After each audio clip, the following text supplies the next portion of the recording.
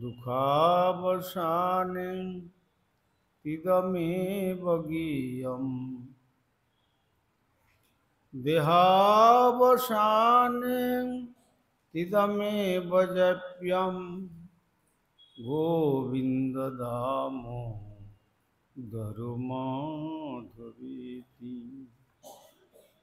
गोविंद दामोदरमाधवेति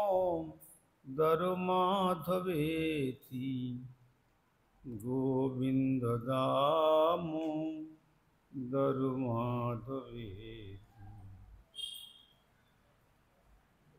मुनीन्द्रवृन्दवन्दिते त्रिलोकशोकहारिणि प्रसन्नवक्त्रपङ्कजे निकुञ्जभ्रूविलासिनि ब्रजेन्द्रभानुनन्दिनी ब्रजेन्द्रसूनुसङ्गति कदा करिष्यसि मम कृपाकटाक्षभाजनं मखेश्वरी क्रियेश्वरी सदेश्वरी सुरेश्वरी त्रिवेदभारतीश्वरी प्रमाणशासनेश्वरी रमेश्वरी खमेश्वरी प्रमोदकाननेश्वरी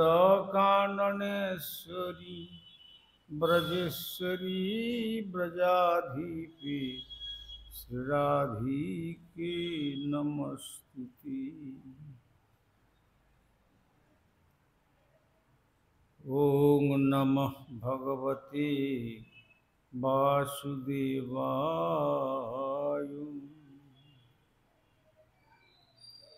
श्रुतिछन्दोगक्खवदति परमं ब्रह्मपूरकम् श्रुतिर्वैकुण्ठखं वदति किल विष्णुसदनं श्रितद्दीपञ्चन्यविरलरसिकोऽयं व्रजवनं श्रीनवद्वीपं वन्दे परमसुखदं तं चिदुदितम्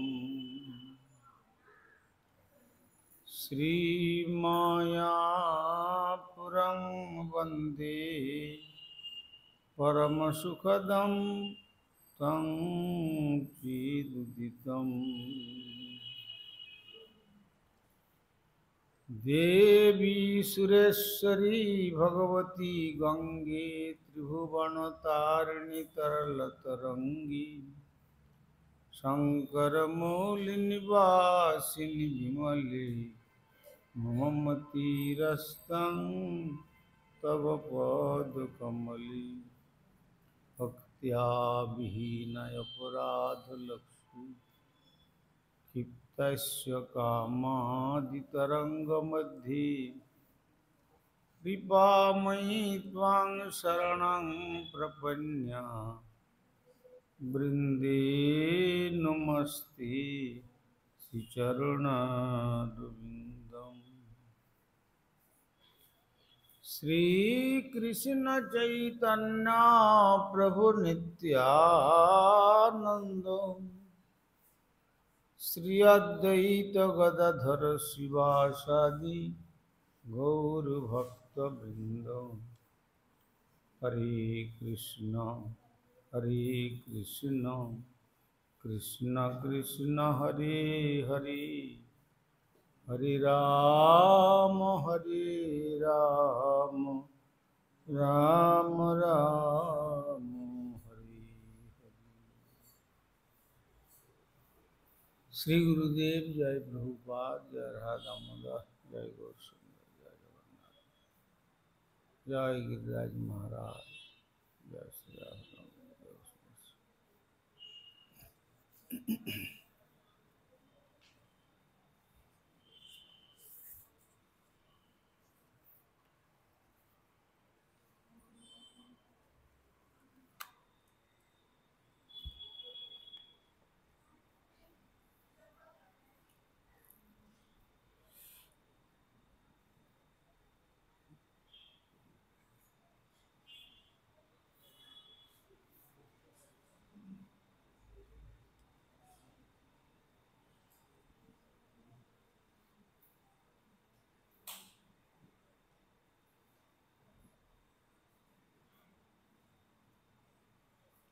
আমরা বিগত পরশ্ব আস্বাদন করেছিলাম শ্রীমদ্ ভাগবতম দশম স্কন্ধের পঞ্চবিংশ অধ্যায়ের অষ্টাবিংশ শ্লোক পর্যন্ত ভগবান অপিতং শৈলম স্বস্থানে পূর্ববৎ প্রভু পশ্যতাম সর্বভূতানাং স্থাপয়ামাস লীলয়া। শ্রী ভগবান যখন দেখলেন যে সমস্ত ঝড় বৃষ্টি বজ্রপাত সমস্ত কমে গেছে এবং পূর্বাকাশে সূর্যের কিরণ শ্রী গোবর্ধনের কাছে যেন রজত প্রভায় উদ্ভাসিত করেছে, তখন সমস্ত ব্রজবাসীগণকে এবং গো সম্পদ থেকে আরম্ভ করে ব্রজের ক্ষুদ্র পিপিলিকা আদি থেকে আরম্ভ করে সকলকেই তিনি আদেশ করলেন যে তোমরা এবার বাইরে বেরিয়ে বিচরণ করতে পারো, কেননা এখন প্রকৃতি এখন সম্পূর্ণরূপে নিজের স্বরূপ প্রকাশ করেছে। এই কথা বলে যখন শ্রী ভগবান দেখলেন যে সমস্ত ভক্তগণ গাভী মাতা তথা বৎস এবং পশু পক্ষী কীট আদি যা কিছু তাঁর চরণ ছায়ায় গিরিরাজ গোবর্ধন পর্বতের তলদেশে থেকে তারা সকলে আনন্দে নৃত্য করতে করতে বাইরে বেরিয়ে গেছেন। তখন তিনি দেখলেন যে পাশে কোনো প্রাণ অনিষ্ট না হয়, এই যেমনভাবেই গিরিরাজ গোবর্ধন ছিলেন ঠিক সেইভাবেই তিনি তাকে আগের মতোই সেই স্থানে স্থাপন করলেন। এই মতো এই পর্যন্ত আমরা আস্বাদন করেছিলাম। ত্বং প্রেম বেগান্নির্ভৃতা ব্রজৌকশো যথা সমীয় পরিরম্ভনাদিভি গোপ্যশ্চ সস্নেহম পূজয়ন মুদা দধ্যক্ষতাদ্ভির যুজুঃ সদাশিষ। তম প্রেম বেগাৎ নিভৃতা ব্রজৌকশ যথা সমীষু, অর্থাৎ তম প্রেম তাঁর প্রতি তাদের যে শুদ্ধ ভক্তির বেগাত আবেগের দ্বারা নিভৃতা পূর্ণ ব্রজৌকশ সমস্ত ব্রজবাসীগণ যথা তার স্থিতি অনুসারে প্রত্যেকে সমীয়ু এগিয়ে এলেন, পরিরম্ভনাদিভি আলিঙ্গনাদির দ্বারা, গোপ্য ব্রজদেবীগণ চ সস্নেহম, অর্থাৎ যারা মাতৃস্থানীয় এবং বয়োবৃদ্ধ গোপবৃন্দ গভীর প্রীতিবশত অপূজয়ন, তাদের শ্রদ্ধা প্রদর্শন করলেন। কিরকম না মুদা, আনন্দ সহকারে। আর দধি অক্ষত অদ্ভিদ যুযুযু সৎ আশিস। তারপরে দই এবং অক্ষত শস্য,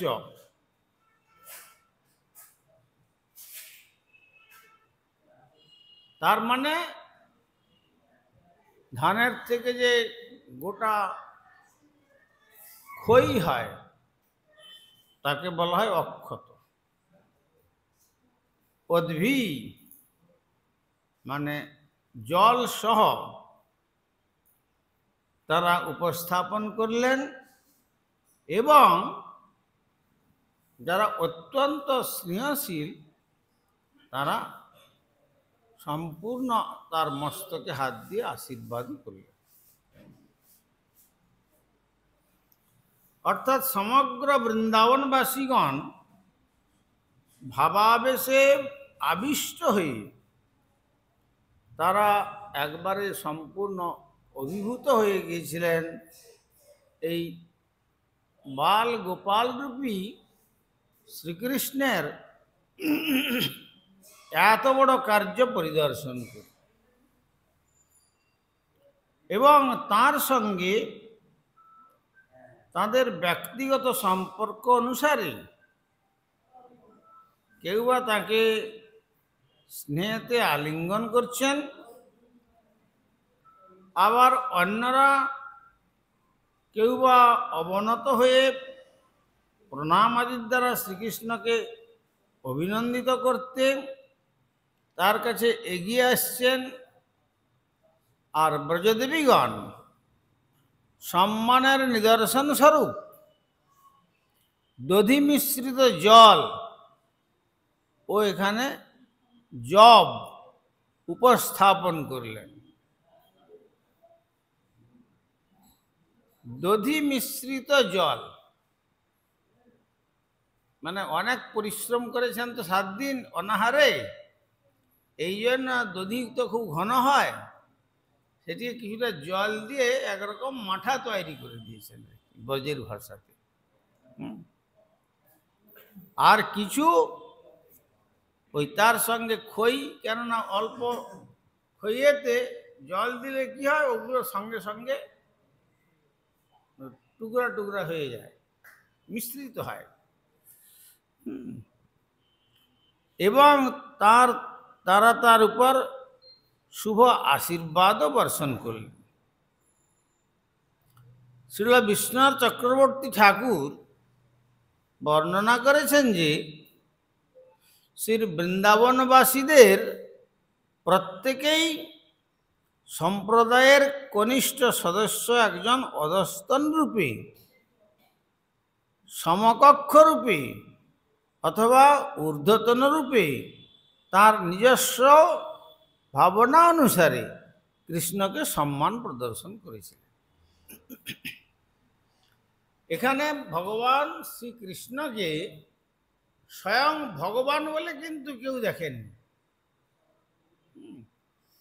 কিন্তু তারা যে যেমন স্তরের ভাব,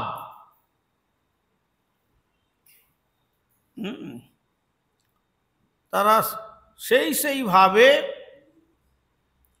সর্বাবতারী লীলা পুরুষোত্তম ব্রজেন্দ্রনন্দন শ্রীকৃষ্ণকে তার যথোচিত সম্মান প্রদর্শন করেছে, আর সেইভাবে তার সঙ্গে আচরণও করেছিলেন। অর্থাৎ কৃষ্ণের যারা জ্যেষ্ঠগণ তারা শুভ আশীর্বাদ অর্পণ করেছিলেন, স্নেহ ভরে মস্তক আঘ্রাণ করেছিলেন, এবং তার হস্তকে সম্পূর্ণভাবে সম্বর্ধিত করে এতদিন ধরে গিরিরাজকে ধারণ করেছেন, রক্ত আদি সঞ্চালন ঠিক মতো হলো কি না এই বলে হস্ত মর্দনাদি করে দিলেন। আবার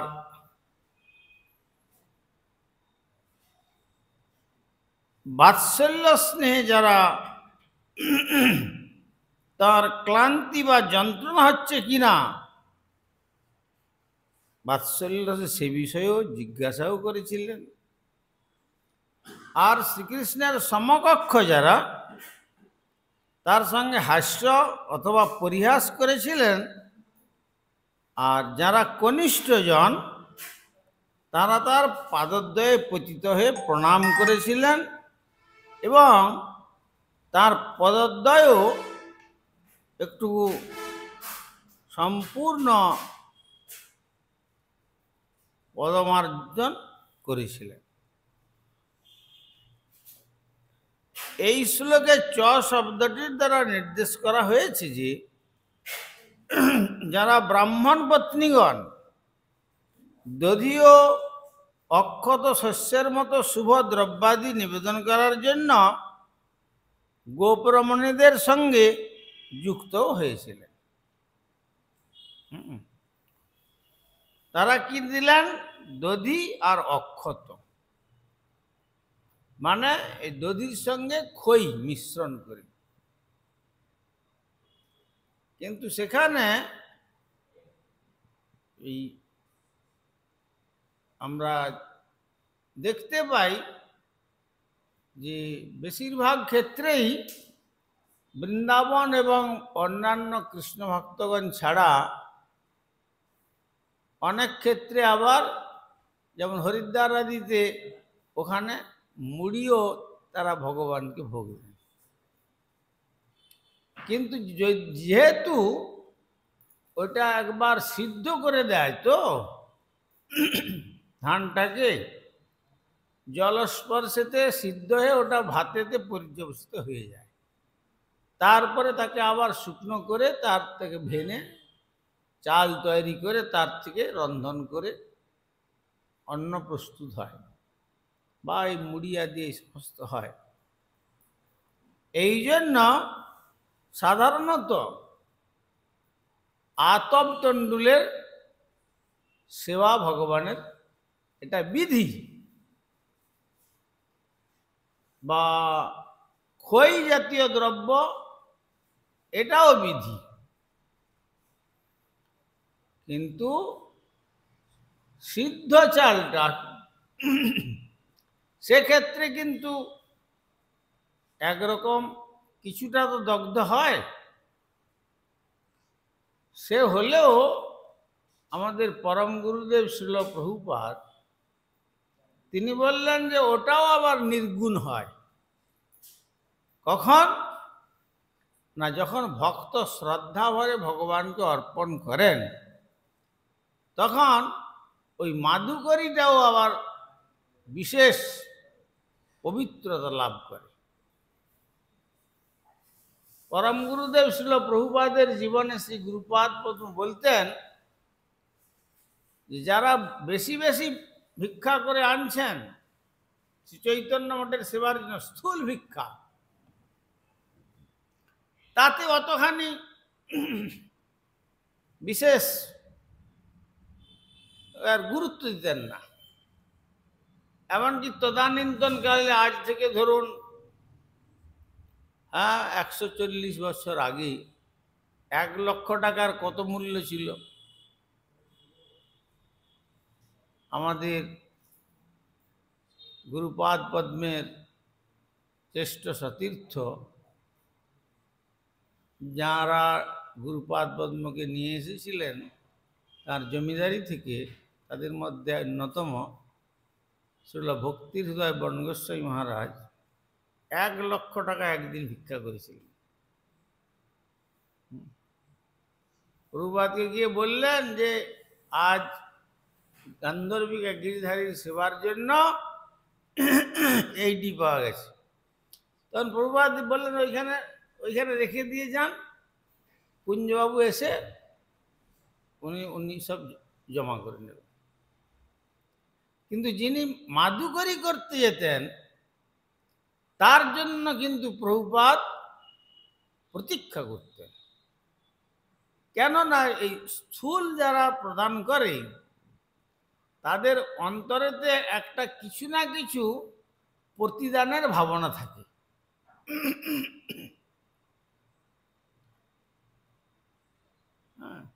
যেমন দোলের সময় এসে বলে না, আমরা 10 কেজি চাল দিয়েছি, আবার এখানে আবার আর কি দেব।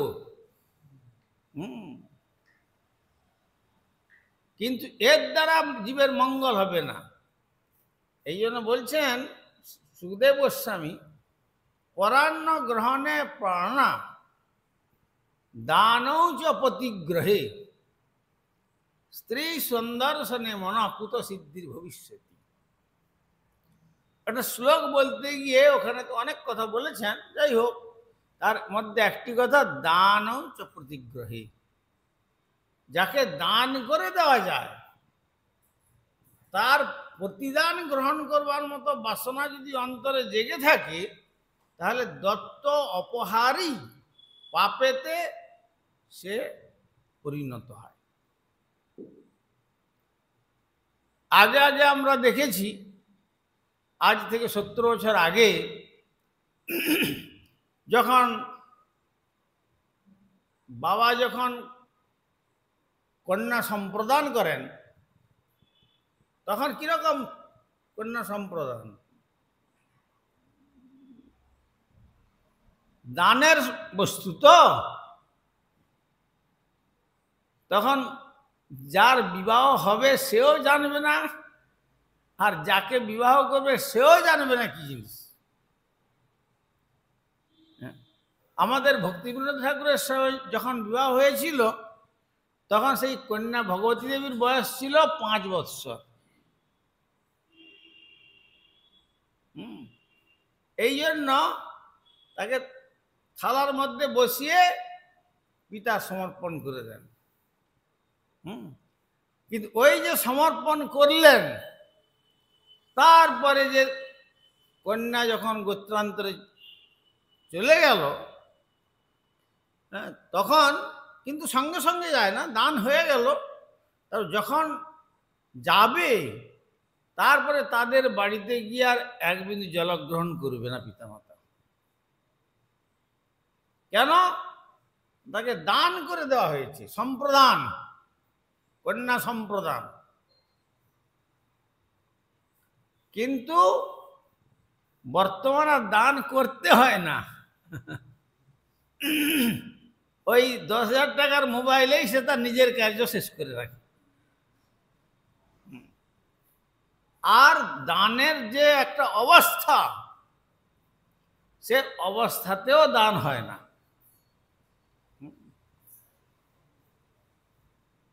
একটা পুরাণে পড়েছিলাম, ব্যাসদেব বলছেন যে যদি পিত্রালয়েতে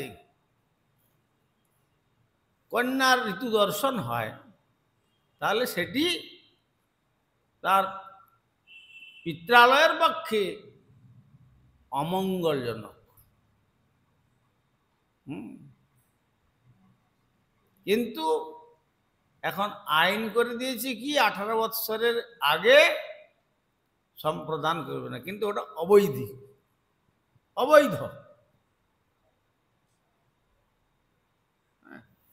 সে বস্তু আর দান হয় না। আর আজকাল যা দেখা যাচ্ছে, দানের অবস্থা অতিক্রম হয়েছে আগে থেকেই। সুতরাং এইভাবে সমস্ত দান কার্য সম্পাদন হতো। সেই রকম এখানে সে যে কথাটি এখানে আসলো, কেন না, যখনই ওই স্থূল বা স্পর্শদোষ এ সমস্ত আসে, তখন ওই জিনিসটা ভগবানের সেবার অযোগ্য হয়ে যায়।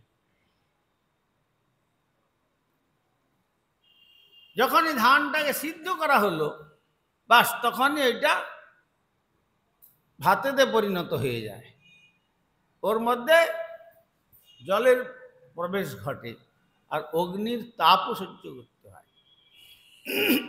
এই জন্য বিধিমার্গেতে এটা ভগবানের সেবায় চলে না। কিন্তু রাগমার্গে যারা ভক্তিতে একবারে অনুরাগের চরম শিখরে চলে গেছেন, সেখানে আর বিধি থাকবে না। ওই জন্য বিধিমার্গ রতজনে স্বাধীনতা রত্নদানে রাগমার্গে করানো প্রবেশ। ব্রজে রাধা গোবিন্দের সেবা কখনো বিধিমার্গেতে হয় না। রাধা গোবিন্দের সেবাটা হয় রাগমার্গে, আর বৈকুণ্ঠের লক্ষ্মীনারায়ণের সেবাটা হয় বিধিমার্গে। যেমন কতগুলো বিধি দিয়েছেন, যেমন সেলাই বস্ত্র পরিধান করে শ্রী নারায়ণের অর্চন করতে পারবে না। স্নান না করে মন্দির গৃহে গর্ভগৃহে প্রবেশ করতে পারবে না। আবার যে কাপড় একবার কটিদেশ থেকে খুলে ফেলেছে, সেই কাপড় পরেও নারায়ণের সেবাতে লাগতে পারবে না, ওটাকে ধুতে হবে তখন। আবার ধৌত বসন পরে, তারপরে যে বসনেতে রাত্রিবাস করবে, সে কাপড়েও যেতে পারবে না। আর শয্যায় বসে কখনো ওই অবস্থাতে বিধিমার্গে সেবা করতে পারবে না। এই সমস্ত বিধি কোথায়? আমরা দেখি বদ্রীনারায়ণে যে এত ঠান্ডা, বা জগন্নাথ ক্ষেত্রেতে কি গরম কি ঠান্ডা,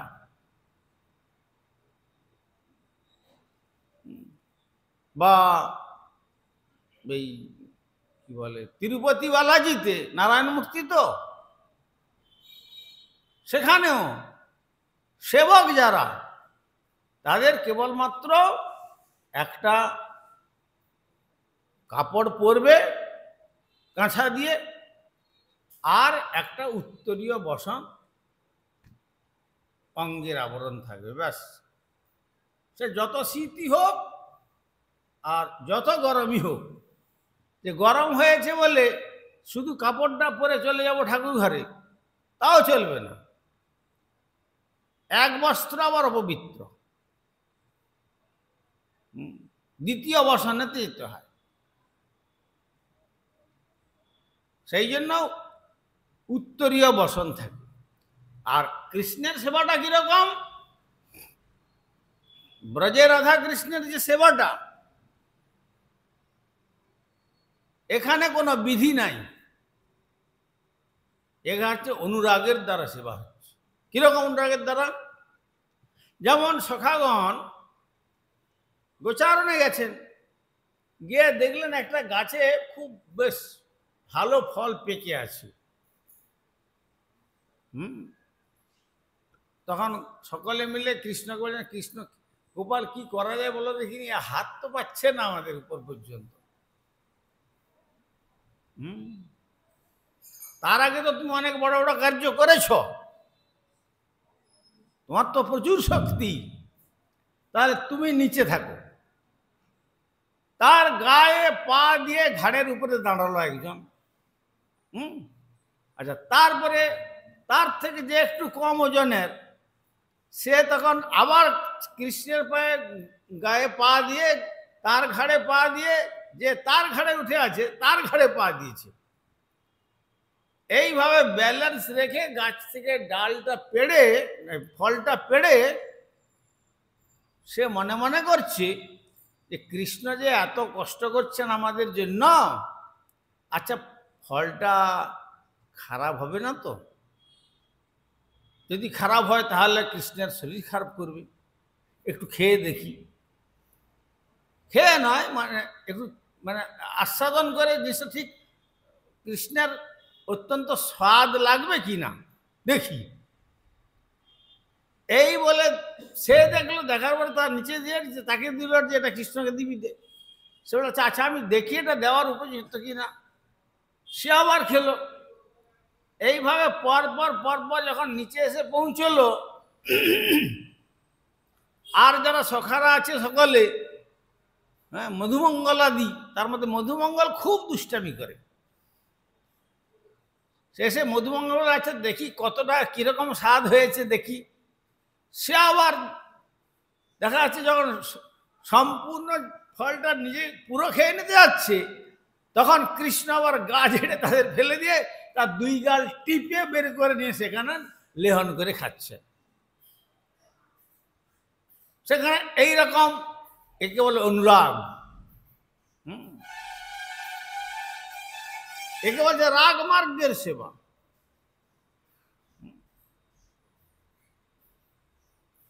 মানে কৃষ্ণ সেখানে রাগমার্গের সেবাতে রাগাত্মিকা, আর একটা হচ্ছে রাগানুগা।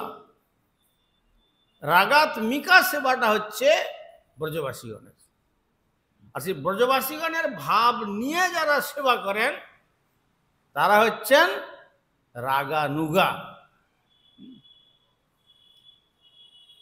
সেই রাগের অনুগত কারা ছিলেন তাদেরও সেবা আছে, পাণ্ডবদের সেবা। যেমন দুর্যোধন বললেন যে ঋষিবর, আপনারা যখন এই দ্বাদশীর দিন এসছেন, আপনারা এই 10,000 শিষ্য নিয়ে, দুর্বাসাকে বলছেন, সেবা তো হলো, আপনি সেবা করে আমাদের তো কত প্রসন্নতা প্রশংসাও করলেন, কিন্তু দুর্যোধন তো কপট, কলির অবতার, তো সে কপটতা করে বলছে কি যে ঋষিবর, আমরা 105 জন ভ্রাতা, তো আমাদের যে 100 জন আপনার সেবার সৌভাগ্য পেলাম, অতএব আমাদের তো মঙ্গল হলো, কিন্তু আর 5টা ভ্রাতা তো সেবার সুযোগ পেল না।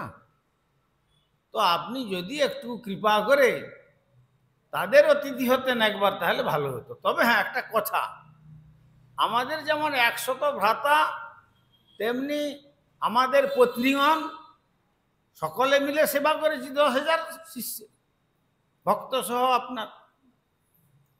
তো সেখানে তো একমাত্র বয়স হয়ে গেছে অনেক তার মায়ের, অর্থাৎ কুন্তী দেবীর, তিনি তো সেবা করতে পারবেন না। কেবলমাত্র দ্রৌপদী একা আছেন সঙ্গে, তাও আবার কাম্যবনে। তবে হ্যাঁ, সে একা সেবা করতে পারবে, কিন্তু যাতে করে আপনি ধ্যান যোগে জেনে নেবেন যে দ্রৌপদী যাতে কষ্ট না হয়, সে যেন পেট ভরে ভোজন করে তারপরে আপনার সেবাটা আপনারা যাবেন সেবার জন্য। কেন, ওই যে সূর্যদেবের প্রদত্ত যে পাত্র ছিল, ওটা হচ্ছে অক্ষয় পাত্র, কিন্তু ওর মানে ওই পাত্রের থেকে যত মানুষকে দেওয়া যাবে, সঙ্গে সঙ্গে একটা পাত্র দিল, আবার সঙ্গে সঙ্গে পাত্র ভরে যাবে, আবার দিল, আবার পাত্র হয়ে যাবে। মানে যতক্ষণ পর্যন্ত কথা ছিল দ্রৌপদী তুমি আহার না করবে, ততক্ষণ পর্যন্ত যত হাজার কেন লক্ষ কোটি পরার্ধ ব্যক্তিও যদি আসে, সমস্ত দেবগণও যদি আসে, সকলের সেবা করতে পারবে, কিন্তু তোমার এই পাত্র, পূর্ণ পাত্র কখনো শেষ হবে না। কিন্তু যদি তুমি ভোজন করে নাও, তাহলে কিন্তু আর একজনেরও সেবা করতে পারবে না। ও এখন কপটতা করে বললো যে দ্রৌপদী যেন ভোজন করে একটু মানে ক্ষুধার্ত অবস্থায় কষ্ট না হয়, তো আপনি সেইভাবে আপনার শিষ্যদের নিয়ে একটু আমার আর যে 5 ভাই রয়েছে তাদের একটু বৈষ্ণব সেবার সুযোগ দেবেন। দুর্বাসা বললেন তাই তাই হবে। আবার একদিন দ্বাদশীতে দুর্বাসা জেনে নিয়েছেন যে হ্যাঁ, দ্রৌপদী তার 5টি স্বামী এবং শ্বশুরমাতা আর সকলের সেবা হয়ে গেছে, আর দ্রৌপদীও ভোজন শেষ করে হাত ধুচ্ছেন। তখন ওই যারা বৃন্দাবনে গেছেন দুর্বাসাটিরা ওইখান থেকে বেরিয়ে আর যমুনা পেরিয়ে আসছেন কাম্যবনে, সব 10,000 শিষ্য নিয়ে এসে একবারে সরাসরি যেখানে ছিলেন তারা গাছতলায়, সেই স্থানে এসে বলছেন দুর্বাসা যে কাল তো একাদশী ব্রত করেছি, আর আজকে আমরা আমার সব শিষ্য আছে আর আমিও থাকব, একটু পালন করার জন্য বড় ইচ্ছা, ধর্মবীর আপনি একটু যদি ব্যবস্থা করেন। দুর্বাসা বললেন হ্যাঁ ঠিক, যুধিষ্ঠির মহারাজ বললেন হ্যাঁ ঠিক আছে, তাহলে ব্যবস্থা করছি। না তাহলে একটু যমুনাতে একটু আমরা, আমাদের এখনো পর্যন্ত আহ্নিক কার্যটা হয়নি, মধ্যাহ্নকালীন আহ্নিকটা করে আসি। আচ্ছা ঠিক আছে। উনি তো এখন হ্যাঁ বলে দিয়েছেন, ধর্মাবতার অতিথিকে তো ফিরিয়ে দিতে নেই, সেটা অনেকবার বলেছি। অতিথি ফিরে গেলে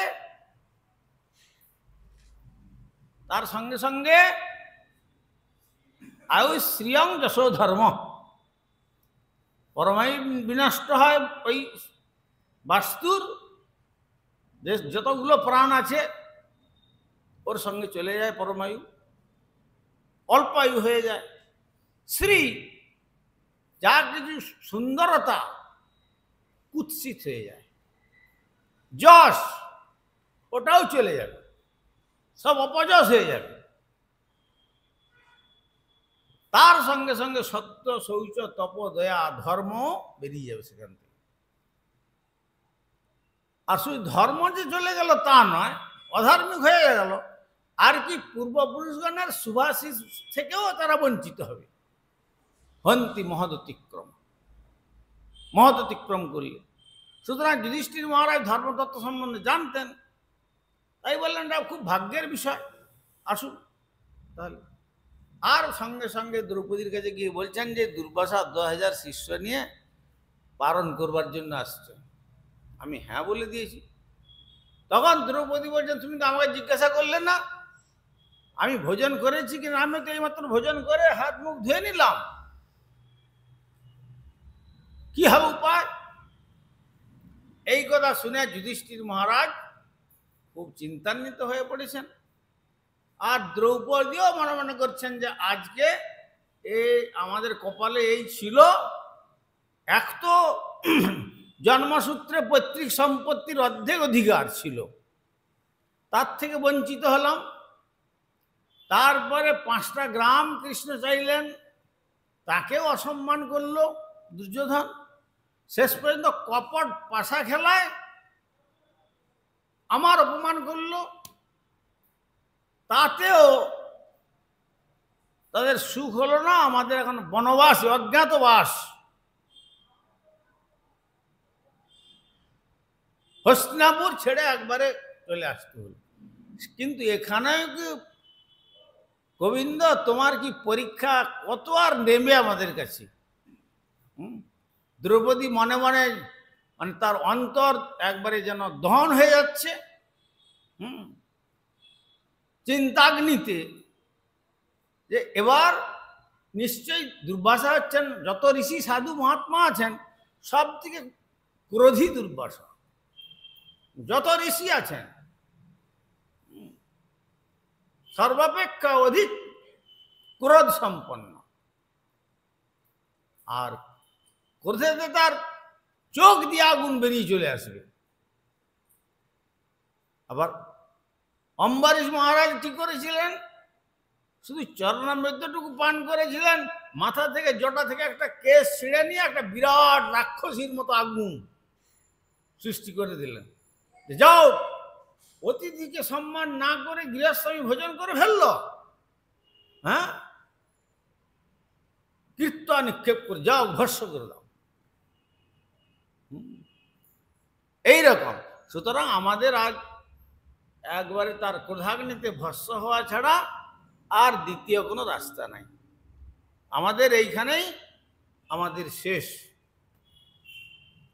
এই বলে খুব বিপদভঞ্জন মধুসূদনের চিন্তা করছেন যে আমাদের তো কেউ নাই, প্রথম থেকে কেবল কৃষ্ণই আছেন, একটু কৃষ্ণের চিন্তা করি।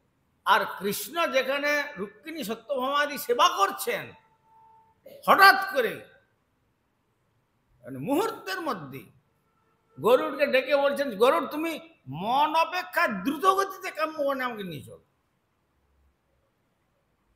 তখন রুক্মিণী সত্যভামাদি হতবাক হয়ে গেছেন যে কি ব্যাপার হলো আজকে,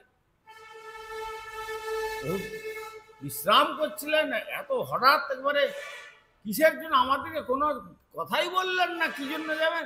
বলছেন মন অপেক্ষা কিছু বলার এখন সময় নেই আমার হাতে। কেন, দুর্বাসা যদি চলে আসেন তাহলে তো অঘটন ঘটে যাবে, সবই জানেন। মন অপেক্ষা দ্রুত গতিতে চলে আসে। মন কিরকম, মনের গতি কিরকম? বলছেন যে বায়ুরিব সুদুষ্করম। একটা ফুলের গাছ থেকে হয়তো গন্ধরাজ ফুল ফুটেছে, ওখান থেকে বাতাসটাই মন্দিরে আসার সময় লাগবে তো একটু। এটার বায়ুকেও যদি কেউ তার গতিকে রুদ্ধ করতে পারে, কিন্তু মনের গতিকে কেউ রুদ্ধ করতে পারবে না। যদি কেউ এখান থেকে মনে করুন সেই নর্থ পোলের কথা চিন্তা করে, সাউথ পোলের কথা চিন্তা করে, আমেরিকার কথা চিন্তা করে, চিন্তার সঙ্গে সঙ্গে মন সেখানে চলে যাবে। কিন্তু ভগবান বলছেন গরু মন অপেক্ষা তুমি আরো দ্রুত গতিতে আমাকে নিয়ে চলো। মুহূর্তের মধ্যে পৌঁছে গেলেন। পৌঁছে গিয়ে কারোর সঙ্গে কোনো কথা নাই, পাণ্ডবদের সঙ্গে বা কারোর সঙ্গে কোনো কথা নাই। হ্যাঁ, যুধিষ্ঠির মহারাজের কোনো কথা নাই, সোজা একবারে দ্রৌপদীর কাছে চলে গেলেন। গিয়ে বলছেন দ্রৌপদী দেখো আমাকে ভীষণ ক্ষুধা লেগেছে, আমাকে ভীষণ ক্ষুধা লেগেছে, আর ক্ষুধায় থাকতে পারছি না, আমার প্রাণ চলে যাওয়ার উপক্রম। পূর্ণ ব্রহ্ম সনাতন, যেখানে উপনিষদ বলছেন ওম পূর্ণমদ পূর্ণমিদং পূর্ণাৎ পূর্ণমুদচ্যতে পূর্ণস্য পূর্ণমাদায় পূর্ণম অবশিষ্যতে। তা তিনি এমন পূর্ণ, অনন্ত বিশ্বব্রহ্মাণ্ড তার থেকে সৃষ্টি হবে ঠিকই, তথাপি তিনি পূর্ণ।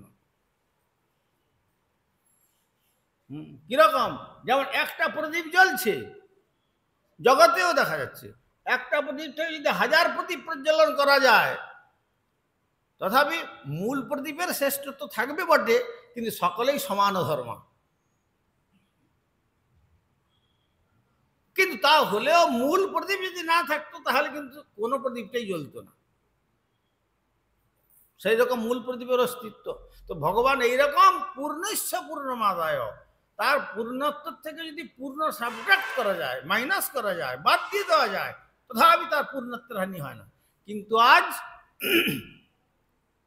যখন অনুরাগযুক্ত ভক্ত, শরণাগত ভক্ত, তখন কি করলেন? তার জন্য তিনি এসে বলছেন আমি অত্যন্ত ক্ষুধার্ত। দ্রৌপদী বলছেন তুমি কি আমাকে এখন কাটা ঘায়েতে লবণের ছিটা দিতে এসছ? আর কাঁদছেন। আমি চিন্তার মধ্যে ভস্মীভূত হয়ে যাচ্ছি যে একটু পরেই দুর্বাসা আসবে, আমাদের 5 পতি শ্বশ্রুমাতা এবং আমাকেও ভস্মীভূত করে দেবে। হ্যাঁ, কেননা সেই রকম ভাবেই কপটতা পূর্ণভাবে তার ব্যবস্থা দুর্যোধন করে দিয়েছেন। আর তুমি এসে আমাকে বলছো খাবার দাও, আমি যদি তাই পারতাম দিতে তাহলে তো তোমাকে দিতামই, কিন্তু আমি তো ভোজন করে ফেলেছি। ভগবান বলছেন দেখো আমার এত কথা শোনার মতো এখন ধৈর্যও নেই, এত ক্ষুধা লেগেছে, তুমি কিছু কিছু অন্তত আমাকে দাও।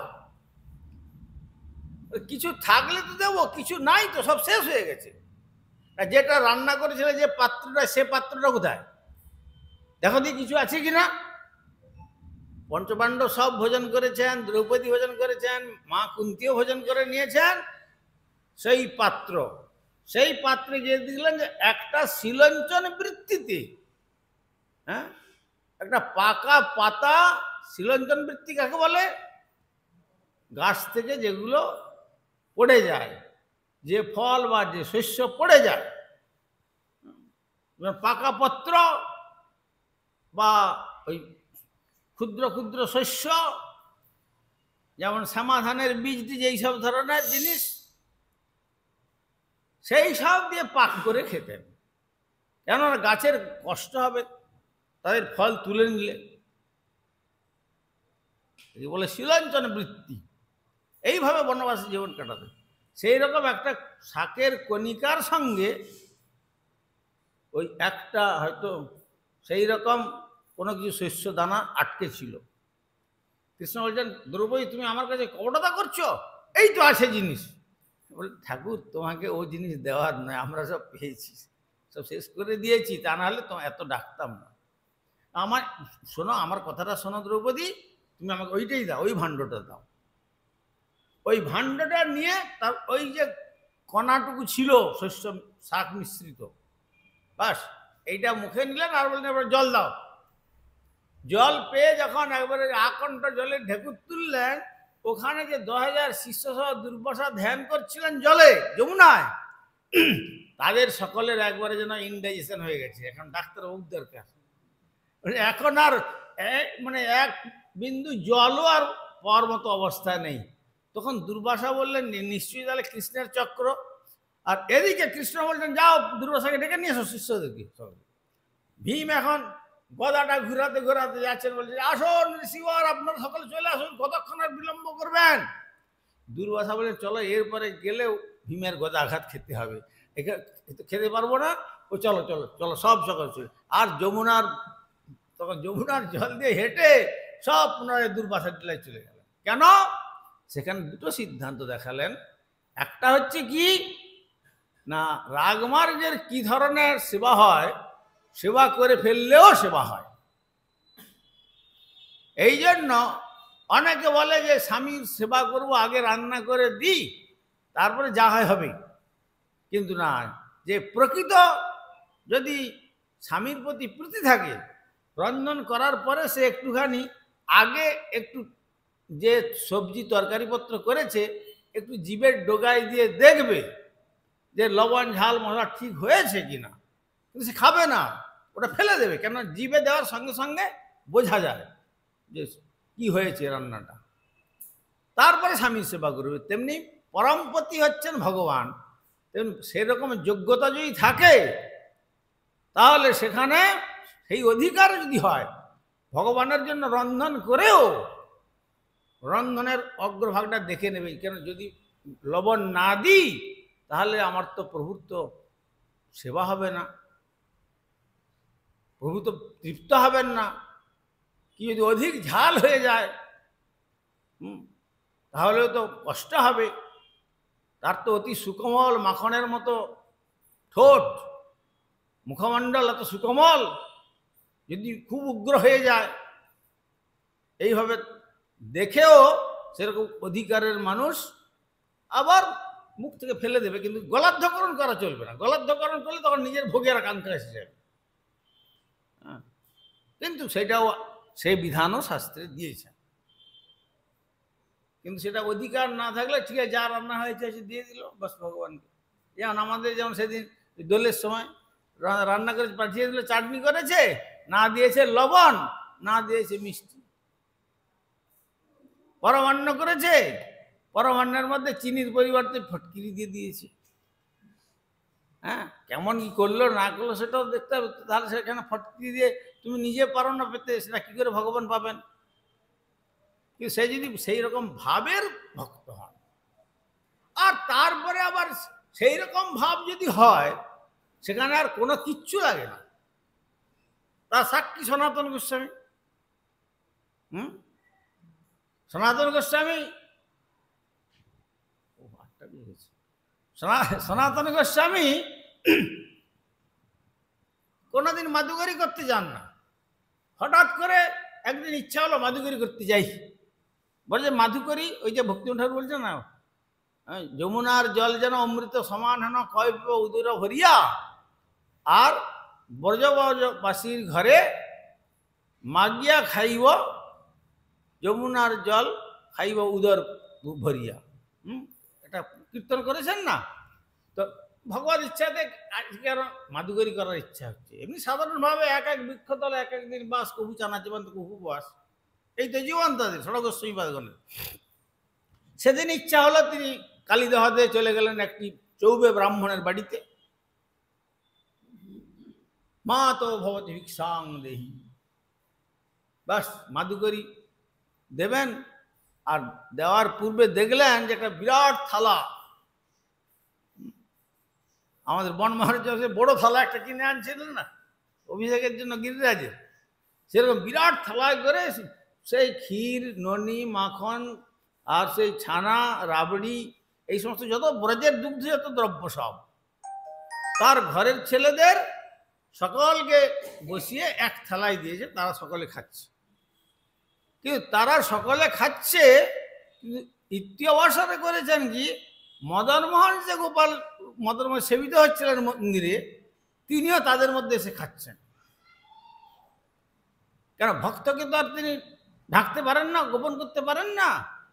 সনাতন গোস্বামী এক দৃষ্টিতে দেখলেন তার হস্ত, চরণ, মুখমণ্ডলের যা বর্ণন, হস্তের যা হস্তকমলের যা চিহ্ন, চরণের যে সমস্ত চিহ্ন, সবই মিলে যাচ্ছে। তখন তিনি ব্রজবাসীকে, ব্রজমাता के बोलें, माता जी आपका ये लाला सब इकट्ठा होकर एक ही बर्तन में आपने भोजन दिया है, तो कम से कम सबको दो। ये जो श्यामलापन जो देखने वाला ना, ये छोटा लड़का दिख रहा है, उसको कम से कम अलग बर्तन में देना। क्यों? ये तो भगवान है। अरे बाबा, तुम्हारा पास तुम्हारा भगवान, हमारा पास तो ब्रज की लाला। तुम्हार काছে তোমার ভগবান, আমাদের কাছে ব্রজের খোকা। যাও মাদুগরি লেकर চলে যাও। চলে গেলেন, গেট পেরিয়ে গেলেন, যেতে যেতে মনে হচ্ছেন আহা হা, আমি কি না অপরাধ করে ফেললাম মনে হয়। কেন না, গোপালের সহজে প্রীতি ব্রজবাসীর প্রতি, আর ব্রজবাসীর স্বাভাবিক প্রতি গোপালের প্রতি। তারা গোপালকে সন্তান বলে জানেন, এই জন্য অনেকে মাতৃভাবেতে গোপালের সেবা করেন। এটা হচ্ছে মাতৃত্ব ভাব। তো গোপাল আমার ছেলে, আর আমি তাকে সেবা করব, এই বিচারে করেন। কিন্তু এখানে কি হলো, তিনি চিন্তা করলেন ব্রজবাসী এরা, এদের তো ভগবানের সঙ্গে কিরকম ভাব এরা জানেন, আমি কেন তাদের ভাবের মধ্যে আমি আবার একটা আমার ভাব পোষণ করে বলে দিলাম, এতে ব্রজবাসীর অন্তরে কষ্ট হবে। সারাদিন চিন্তা করতে করতে গিয়ে কালীদহে সে কেলিকদম্ব বৃক্ষের তলায়, যেখানে মদনমোহন মন্দির হয়েছে, সেখানে বসে বসে আর তিনি ধ্যান করছেন, ঠাকুরের নাম স্মরণ করতে করতে। সন্ধ্যা হলো, শেষ রাত্রিতে এ নয় বেলা রাত 8টা হলো সঙ্গে শুয়ে পড়লেন। গোস্বামী পাদগণের জীবনে তা নন। শয্যা বলছেন, কেবল হচ্ছে আমরা সকালে পড়ি না, চারিদণ্ড সুতি থাকে, 4 দণ্ড, তাতেও স্বপ্নেতে রাধা গোবিন্দ লীলা দর্শন হয়। কিভাবে নিবিড়ভাবে তারা ভগবানের পাদপদ্ম চিন্তনে নিবিষ্ট। তো আমি সেই রকম ব্রজবাসীদের ভাবের উপরে কথা বললাম, আমার ঠিক হয়নি বলাটা। শেষ রাত্রিতে একটু তন্দ্রাচ্ছন্ন হয়েছে, আর মদনমোহন স্বপ্নে দিচ্ছেন, সনাতন तुम मुझे ले चलो तुम्हारा पास, तुम्हारा सेवा हम ग्रहण करेंगे, तुम्हारा पास भोजन करने के लिए मेरी बहुत इच्छा होती है। তো কিন্তু মনে হচ্ছে যে সনাতন গোস্বামী দেখলেন যে মনে হয় যেন আমার সামনেই বলছেন, তন্ত্রা বলে মনে হচ্ছে না, স্বপ্ন বলে মনে হচ্ছে না। এমন অবস্থাতে যখন দেখলেন, মনে করলেন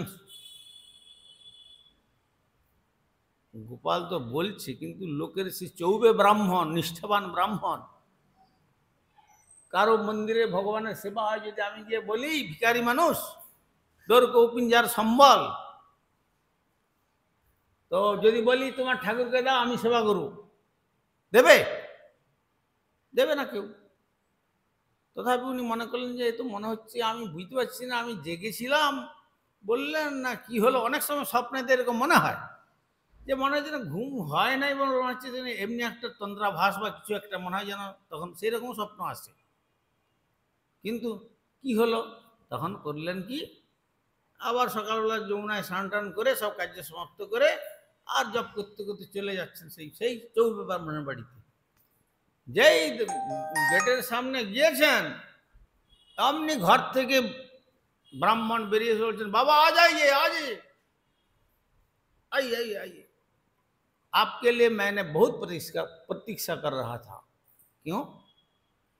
ये कन्हा को ले जाना, मदना, मदना को ले जाना, मदना तुम्हारा पास रहेगा, वो काल मुझे बता दिया है, ले जाओ। हाँ तुम देखलेন যে আমি যা দেখছি তাহলে একই কথা বলেছি, তাহলে নিশ্চয়ই একই কথা হয়েছে। কিসের নেবে? ভগবানকে বাইরে বের করতে গেলে রৌদ্রের তাপ লাগাতে নেই গায়ে, তো ওনার দেওয়ার মতো কিছু নাই। কর পাত্রে মদন মোহনকে ধরে নিলেন, আর দেহরূপী ছত্র বক্ষের কাছে রেখে দেহের আবরণ দিয়ে যেন রৌদ্র না লাগে নিয়ে গিয়ে নিয়ে যেতে যেতে মনে করছেন যে ঠাকুর তো নিয়ে আসছি, কিন্তু সেবা কি করে করব, আমার কাল মনে হয় কথাটা বলতে ভুল হয়ে গেছে, এই জন্যই আমাকে কি পরীক্ষা নিচ্ছেন, কি বলি এখন উপায়, যাক নিয়ে তো যাই, রাখার তো জায়গা নেই। এ নয় যে ঠিক আছে মন্দির হয়ে যাক তারপরে জয়পুর থেকে বিগ্রহ নিয়ে এসে না স্থাপন করব, সে তো নয়। কিন্তু তার তো না আছে মন্দির, না আছে উনুন, না আছে রন্ধনের যে ব্যবস্থা। ওই তো বললাম যে কোনোদিন কিছু একটু পেলো তো পেলেন, আর না পেলে যমুনার জল আছে, যমুনার জল যেন অমৃত সমান হেন কবি উদর ভরিয়া, যেমন আমাদের গৌরকৃষ্ণ বাজি মহারাজ এখানে গঙ্গা জল পান করে নিতেন, ব্যাস। বেশি ক্ষুধা লেগেছে, গঙ্গা মৃত্তিকা নিয়ে একটুখানি গঙ্গা জল সেটা বেশি করে গুলিয়ে নিয়ে ব্যাস দিয়ে ভোজন করে নিলেন, ব্যাস হয়ে গেল। তো এইরকম ব্যক্তি তার কাছে এসছেন, তো তখন কিসে বসাবেন, আসন আছে নাকি আমাদের এই মত এরকম? না, কিছু নাই। কদম গাছের পাকা পাতা যে পড়ে গেছিল, পাতার উপরে বসিয়ে বলে, রাজবাড়িতে তোমার সেখানে রাজকীয় সেবা হতো ব্রাহ্মণের বাড়িতে, আর আমার মতো ভিখারির কাছে এসছো, কি দেব তোমাকে খেতে, এখন যমুনার দিকে তাকিয়ে থাকো, আমি দেখি কোথাও কিছু পাওয়া যায় কিনা। এইখানে বসিয়ে দিয়ে চলে গেল গাছতলায়। যার বাড়িতে গেছেন, মাইয়া মুঝে থোড়া সা চুনা দো, আটাকে ব্রজেতে চুনা বলে।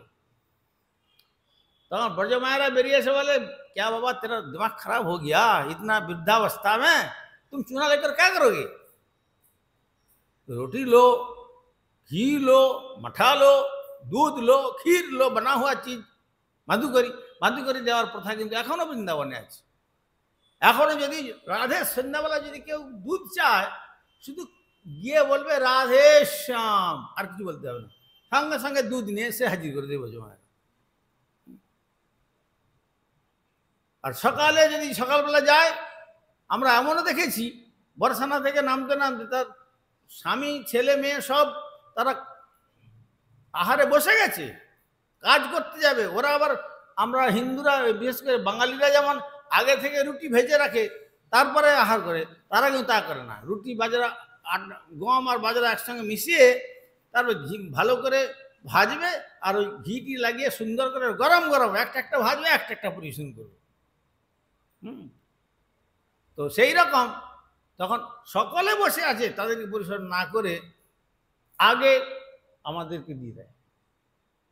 ওই যে রাধেশ্যাম বলা হয়েছে, তখন হচ্ছে বাবার নিশ্চয়ই দরকার আছে। ছেলে মেয়েরা পর্যন্ত, স্বামীকে পরিচয় দেবে না। ব্রজে এখনো ব্রজ মায়েরা এত উদার আছে। তো সনাতন গোস্বামী এখন সেদিন যেখানেই যাচ্ছে, কে বলছে আজ আমার অসুবিধা আছে, কেউ বলছে আমরা এখন অসুচিগ্রস্ত, কেউ বলছে দেখো আমার এখন হাত জোড়া আছে, কেউ বলছে তোমার মাথা খারাপ হয়ে গেছে, বুড়ো বয়সে তুমি আটা আটা কেন চাচ্ছ, তুমি তো রুটি নাও, মাদু করে নাও, আমরা রুটি তরকারি দিয়ে দেবো, ঘি দিয়ে দেবো, শক্কর দিয়ে দেবো, दूध চাই, ক্ষীর চাই, যা চাই দেবো। নেই हमको চুনা চাই।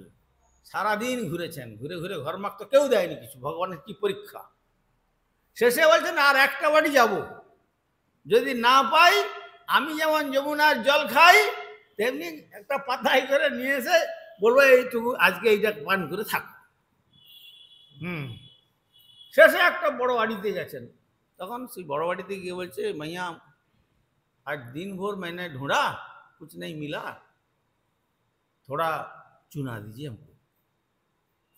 बाबा इतना वृद्धावस्था में चूना क्यों मांग रहे हो, तो मधुकर ले लो। नहीं हमको चूना जरूरत है। ठीक है ले जाओ। एक मुष्टि आटा দিয়ে দিয়েছে।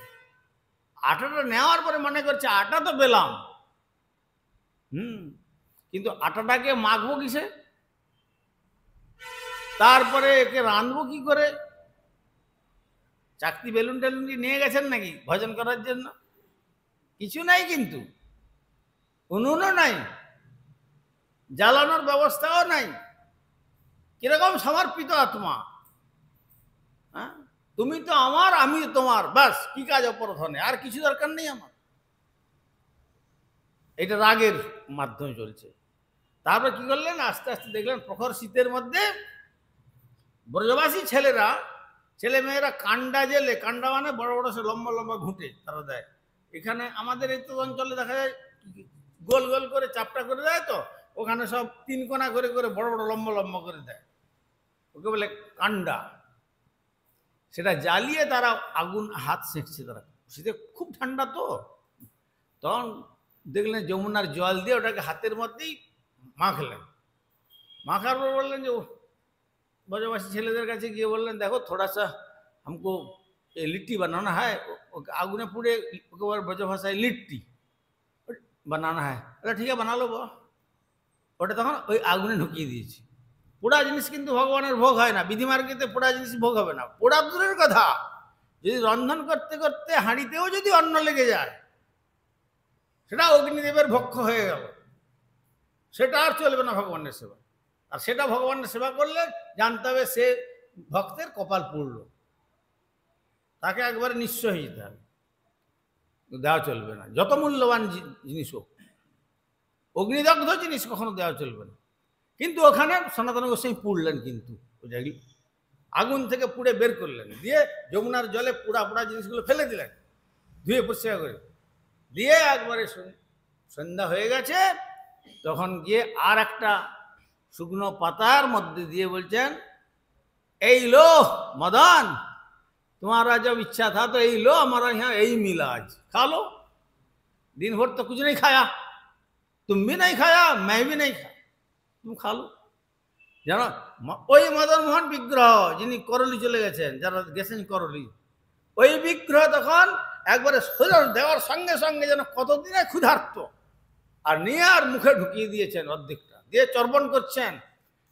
চর্বণ করতে করতে একটু মুখটাকে বিদীর্ণ করে বলছেন আহ সনাতন, তুমি আমাকে আলবন দিয়েছ, আলবন দিয়েছ। তুলসীদাস বলছেন না, ভগতি বিহীনী, ভগতি বিহীন হরি ভজন कैसे, नमक বিহীন বহু রন্ধন जैसे। ভক্তিবিহীন ভগবানের আরাধনাটা কিরূপ না, লবণবিহীন বহু স্বাদিষ্ট রান্না করলেও যেমন হয় কোনো স্বাদ পাওয়া যায় না। সব কিছু দেবে, কিন্তু যদি পূজারি লবণ না দেয় বা কোনো রাঁধুনি যদি লবণ না দিয়ে রান্না করে, তরকারি স্বাদ আসে কি? আসে না। তেমনি ভক্তি ছাড়া ভগবানকে যত সম্পদ দিলেও চাইবে না। যেমন দুর্যোধনের বশীভূত করতে পারেন যুদ্ধের আগে, তো তখন বললেন একটু আমাকে তো লবণ অন্ত একটু মিলিয়ে দিবে, আর কিছু দাও আর না দাও। তখন তো দেখো বাবা, তোমার জন্য সারাদিন আমার এই পরিশ্রম হয়েছে, আর তুমি এখন আজ চাইছো লবণ, কালকে চাইবে লবণের সঙ্গে একটু মিষ্টিও দাও মিশ্রণ করে, তারপরের দিন বলবে একটু ঘন দুধ দাও, তারপরে বলবে একটু ছানা দাও, তারপরে বলবে রাবড়ি দাও। বলে এই সব করার মতো আমার সময় নাই, চলো বাবা তুমি যেখানকার ঠাকুর তোমাকে সেইখানে রেখে আসি। বলে তখন বলছেন যে দেখো সনাতন, তুমি আমাকে তাড়িয়ে দিও না, তোমার ওই আলবন দ্রব্যই আমি তৃপ্তির সহিত ভোজন করলাম। এই বলে তিনি ভোজন করছেন। এই হচ্ছে, এটা হচ্ছে রাগানুগা।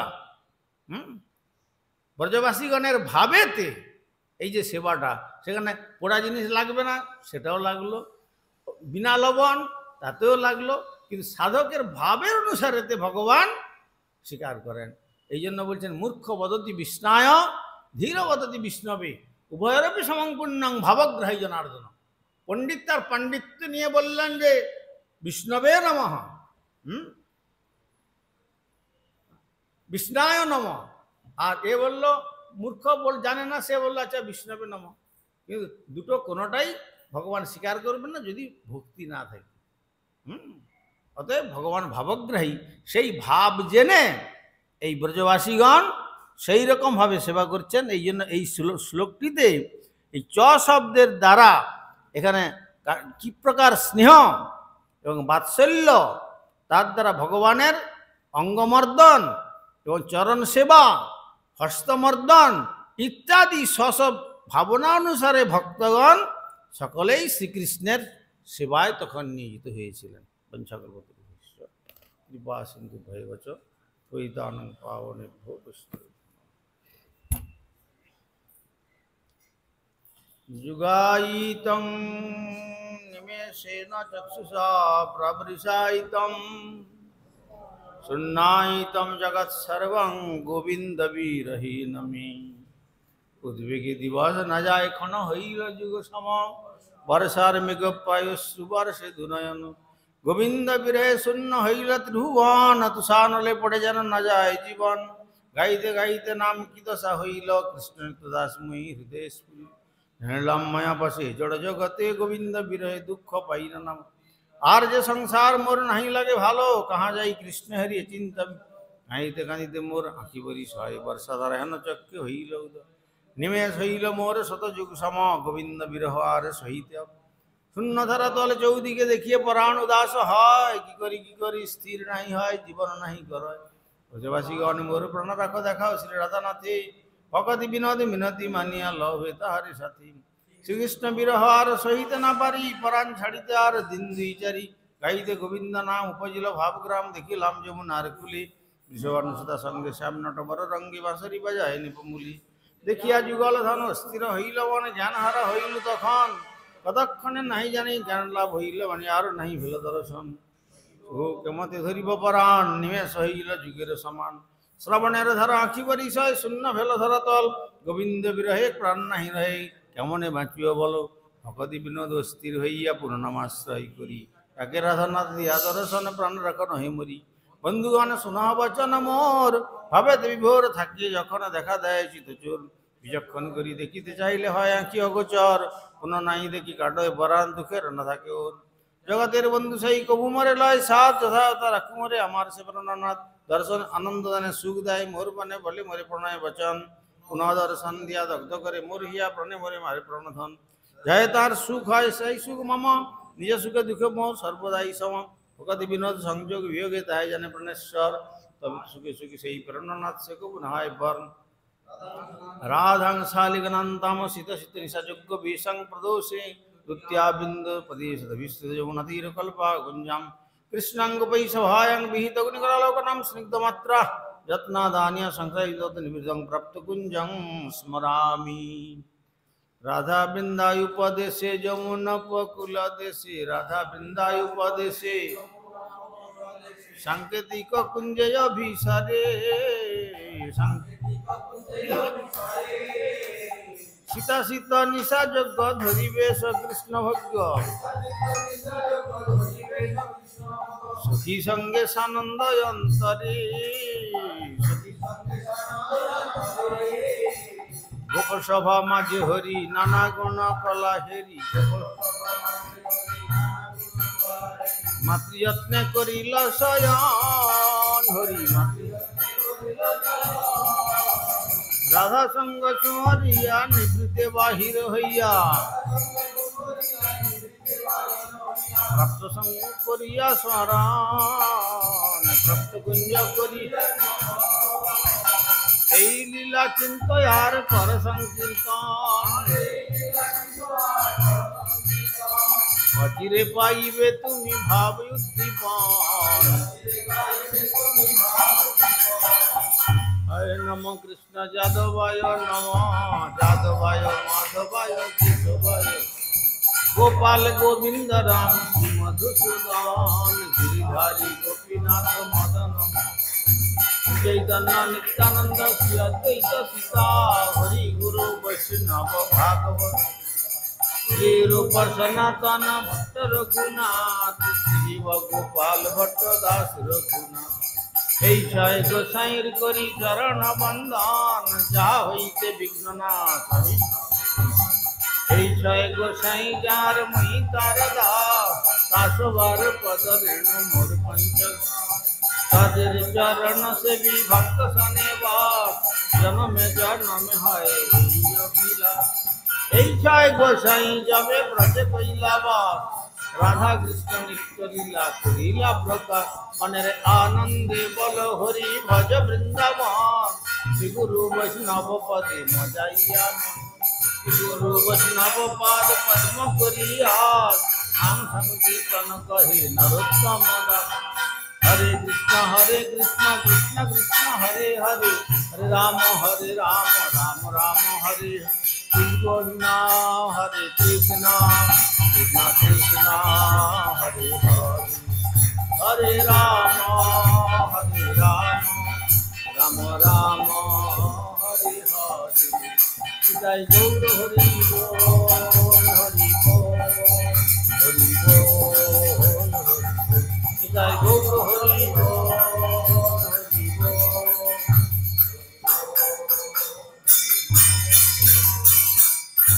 जय श्री श्री गुरु गौरांग गंधर्व गिरधारी श्री राधा गोविंद गोपीनाथ मदन मोहन श्री जगन्नाथ बलदेव सुभद्रा श्री रमन देव धमेश्वर श्री गौर सुंदर श्री जगन्नाथ देव श्री गिरिराज महाराज श्री राधा दामोदर जी ग्रंथरा श्रीमद् भागवतम तथा तुलसी महारानी श्री श्री राधा दामोदर जी और सायंकालीन लीला स्मरण महामहोत्सव की जाए। परमाराध्य श्री गुरुपाद पद्मं विष्णुपाद श्री श्रीमद् भक्ति कुंज संतोष स्वामी ठाकुर की जाए।